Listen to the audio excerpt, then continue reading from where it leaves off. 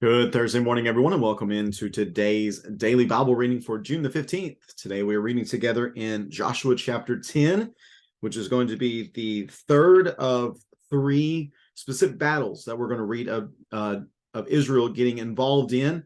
The first was Jericho, the second was Ai, and the third here is the battle against the five kings that joined together with the king of Jerusalem in order to go up against Gibeon.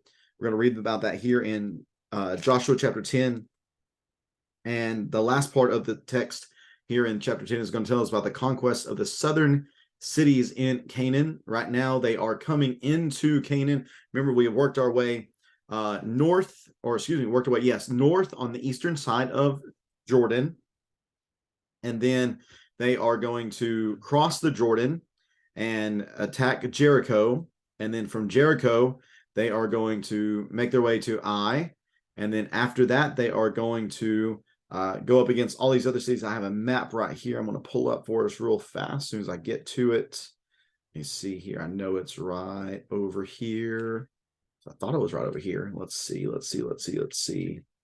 All right, here we go. Let me pull this up for us so we can get a better look at it here. All right, there's that. This is not the same map as we looked at the other day, I do not believe. But you can see what we're looking at here. They have come up northward here. I believe you could see my cursor come up this way, cross over to Jericho, and then I would be right here in the same general area. And then here is Gibeon. Gibeon's the nation that we saw from we saw yesterday that made the oath with Israel under false pretenses. But Israel's going to honor that. So we see them here, and then we're going to see Jerusalem down in this area, and a number of these other cities are going to take issue with this. They're going to take issue with the treaty of peace that Gibeon has made with Israel, and they're going to gang up against it. And we're going to see Gibeon call to Israel for help. So let's go ahead and read that before I give you more explanations, getting more tongue-tied. Let me go ahead and get the text of Deuteronomy 10 up on the screen. Just go ahead and read it, and then we'll talk about it. How about that? Let's read it first, then we'll discuss what we see here within the text of Joshua chapter 10. Joshua chapter 10. Did I just say Deuteronomy? In my mind, I feel like I just said Deuteronomy. I thought we were past that. I thought we were doing pretty good. Here, Joshua chapter 10, in verse number 1. Now King Adoni-Zedek of Jerusalem heard that Joshua had captured Ai and completely destroyed it, treating Ai and its king as he had Jericho and its king, and that the inhabitants of Gibeon had made peace with Israel and were living among them. So Adoni-Zedek and his people were greatly alarmed because Gibeon, this is something we did not learn last chapter, but that we learned here in chapter 10, Gibeon was a very large city, like one of the royal cities. It was larger than Ai, and all its men were warriors. Therefore, King Adoni-Zedek of Jerusalem sent word to King Hoham of Hebron, King Piram of Jarmuth, King Japhia of Lachish, and King Debir of Eglon, saying, "Come up and help me. We will attack Gibeon, because they have made peace with Joshua and the Israelites." So the five Amorite kings, the kings of Jerusalem, Hebron, Jarmuth, Lachish, and Eglon, joined forces, advanced with their armies, and besieged Gibeon and fought against it.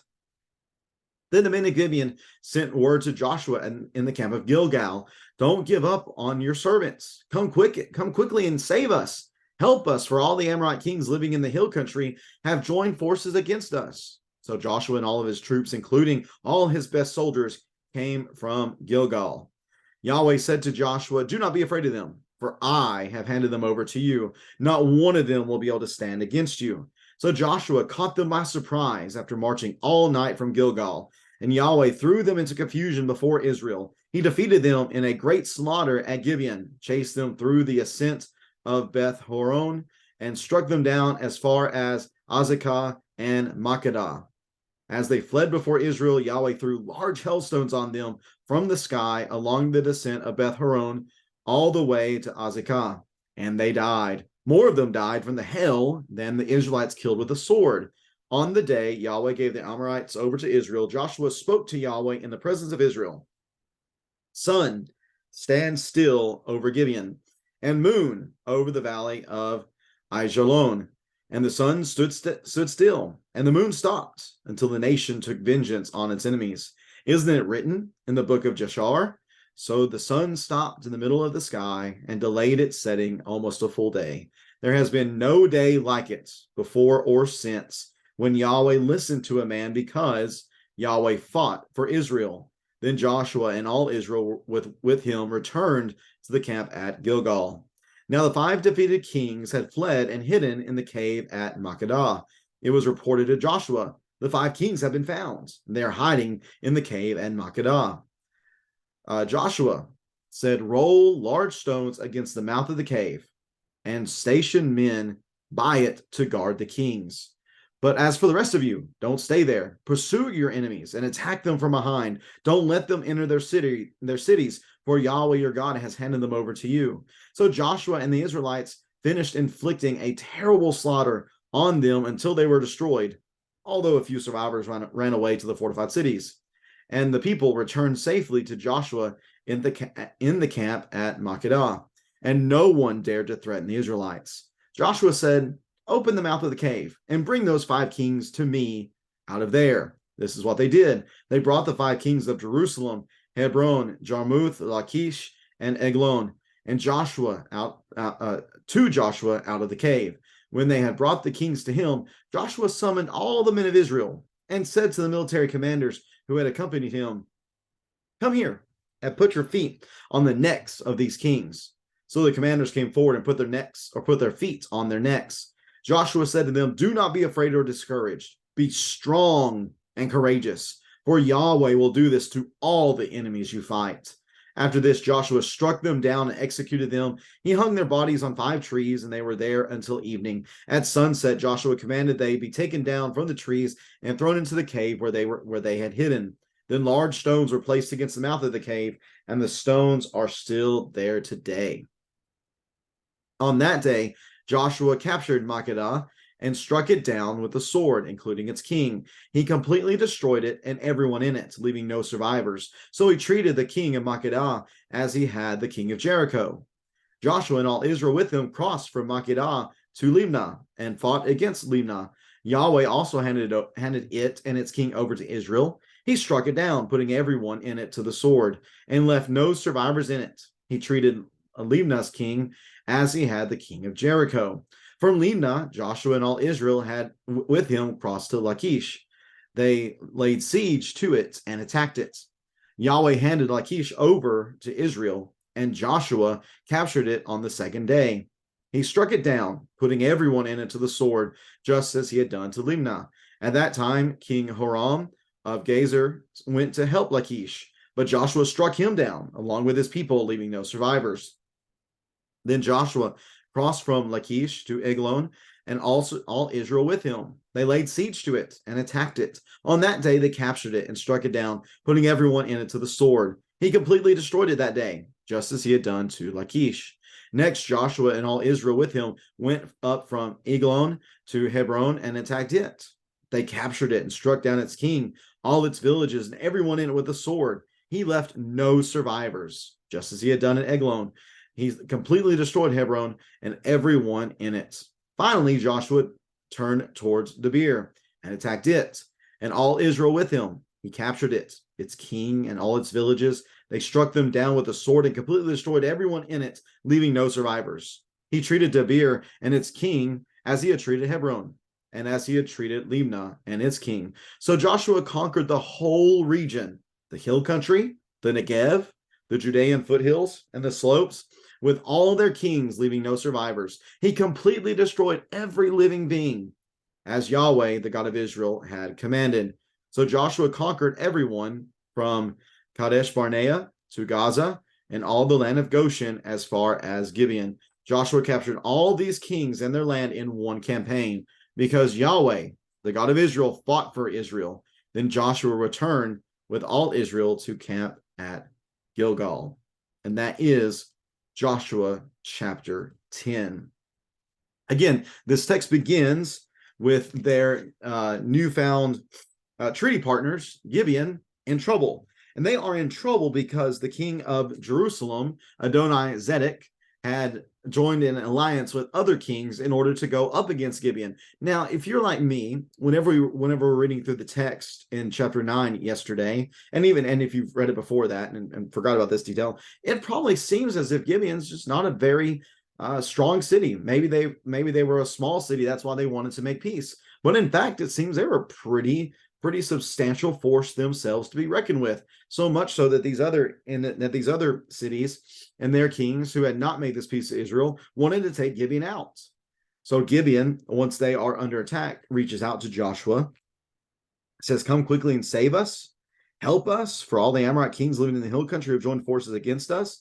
So they're calling out for them and say, "Hey, treaty partner, will you please help us?" And Israel, Joshua, feel compelled to, because again, they have made an oath, and it is their responsibility to keep that oath at this point.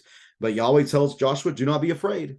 For here's the main issue, and here's what's important. Because remember, previous times, whenever there's been a decision to be made, they have not sought Yahweh's favor. They have not sought his decision on the matter. Here, Yahweh just bypasses that and says, "Hey, I'm coming to you, and I'm telling you, Joshua, do not be afraid of them, for I have handed them over to you. Go ahead. I've got this." So Joshua does this. Joshua caught them by surprise after marching all night from Gilgal. They take off going, and they basically catch them in a surprise attack, and they have a lot of success. But notice the emphasis here is God's power in this battle. Yeah, Joshua caught them off guard, but we also see that Yahweh threw them into confusion before Israel. And not only that, once they took off running, he threw large hailstones at them as they were trying to escape. And there is the detail that's given that more of them died from the hail than the Israelites killed with the sword. So who's the great warrior in this whole story? It's not Israel. It's not even Joshua. The great warrior doing the most damage is Yahweh himself. Now we have a cool detail in verses 12 through 15 about the sun standing still. We see Joshua's faith being highlighted here in this text. Now some have a different ways of understanding this. Does this mean that the sun stood still while it was high up in the air, therefore daylight continued? Or did the sun stand still in the fact that there was less daylight and it stayed that way? That way, Israel could have this continued element of the surprise attack. Some go either way. I think the darkness view is probably the lesser known, lesser popular view. And verse 13 probably is why. So the sun stopped in the middle of the sky. That certainly does seem to indicate that the sun stood while it was still daylight out. But we have the narrator giving this detail and giving this rhetorical question of, "Hey, you know about this. Isn't this written in the book of Jashar?" Which is interesting since we don't have that particular writing recorded in scripture. And that's also mentioned in 2 Samuel 1 and verse 18. So it tells us that they were writing other things than what we have in scripture. They were just other writings of the peoples. That's normal. That's to be expected. Does not mean that they were inspired at all, that we should have them, but just the fact that they did record historical events for their people. This is a very special day that Joshua was able to have here, in the fact that he cried out to God and prayed to God, and God listened to him, and he listened to him because he was fighting for Israel on this day. We then have the details concerning the 5 kings being trapped in this cave at Makkedah, and then Joshua telling them to come on out, and he had this moment where he took the kings and he told his commanders to put their feet on the necks of the kings. This is certainly a sign of humiliation on the part of the kings. Is also a sign of domination on the part of Israel. The fact that they had certainly conquered them and that they were about to crush them. And certainly that is what is about to take place. They're killed and then they're thrown into the cave, and stones are put on top of that. And just as we saw with the king of Ai, where his burial site was made a memorial, basically, you can still go look at it to the day whenever this is written. Same thing happens here for these 5 kings. Finally, in verses 28 through 43, we have the conquest of the southern cities. So let me see if I can pull, let me double check right here, see if I have these on this map the way I can pull it up. I don't want to pull up the map. It's not going to help us at all. Let me see. I'm trying to look quickly here. Nope, it does not look like all these are on the map. So we're going to forego the map at this point. But again, remember from earlier, you go about halfway up Canaan, cut across to the west, kind of cutting Canaan in half. That bottom half is the half where we are going to see them have a lot of the success here within this chapter. Within the rest of this chapter 10, they're going to conquer the southern cities. And then chapter 11 is going to detail all of the conquests of the northern cities. And then chapter 12 that we're going to read 11 and 12 tomorrow is going to talk about the territories to the east and the west of the Jordan. I want to just note again the pattern that we see in these conquests, where they go from Makkedah to Limnah, from Limnah to Lachish, from Lachish to Eglon, from Eglon to Hebron, and from Hebron to Debir. It's stated that Yahweh handed it and its king over to Israel. But then it talks about how he or Joshua struck it down. The one that really stands out to me is verse number 30. Verse number 30 says that Yahweh also handed it and its king over to Israel. And then we just see that the pronoun he. He struck it down, putting everything in it to the sword and left no survivors in it. He treated Libnah's king as he had the king of Jericho. Now, reading that, you might think, well, this is obviously talking about Yahweh. In fact, I think I highlighted it as Yahweh, having done that on the screen. But the more I think about it, I think this is actually talking about Joshua.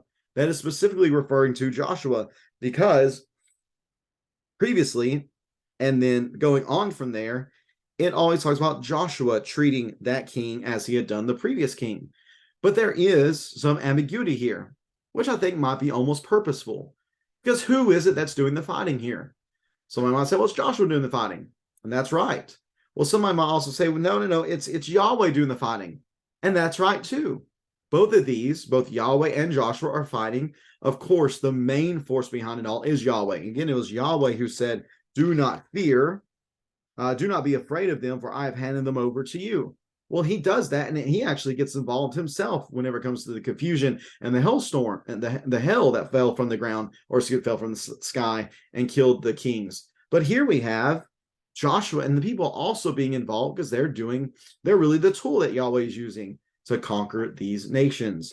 So it's just, I think it's something important to recognize how often here we read about Yahweh delivering the nations into Israel's hand, or Yahweh handing Lachish over to Israel, or Yahweh, verse number 43 or 42, fighting for Israel. It's important to recognize that all this that is being done, it's not because Israel's some great, mighty, well-trained force of nature.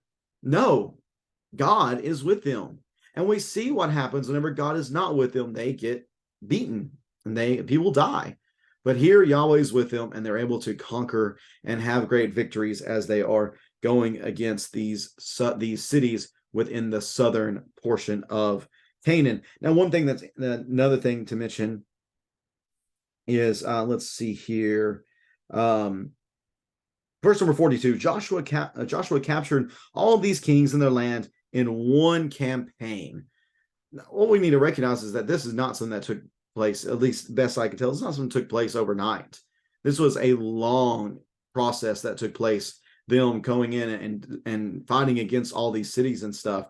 I like the way that the CSB does it in one campaign. Some people say that some of the translations, the way it is written, makes it seem as if this happened almost in one day or very, very soon. But I appreciate the fact that the CSB says this is one campaign, because again, this is a process. This is a process. This is them having to go in. Sometimes they're putting cities under siege. Sometimes they're having to fight for multiple days. But they are able to do this, again, because Yahweh is with them. That's really the emphasis of this text, is that Yahweh is with them. And when Yahweh was with them, when they were being faithful, when they were following his commandments, success followed. And friends, certainly we recognize that is the truth for us as well. When Yahweh commands something, if we will follow it, if we will obey it, if we will trust him, then good things will follow for us as well. I appreciate so much you tuning into this daily Bible reading on this Thursday. If you have any questions about the text, please feel free to leave that in the comment section below. And I'd love to discuss that with you as best I can. Tomorrow, again, as I mentioned, we're going to be reading chapter 11 and 12. And then on Saturday, we'll be reading chapters 13 and 14. A lot of this is just historical background, giving some details concerning the land that has been conquered and kind of the route they went about doing that. So nothing too strenuous over the next few days, just reviewing a lot of the conquest narrative we have here within Joshua. Again, I appreciate you tuning in today, everyone. We'll see you again tomorrow. Take care and God bless.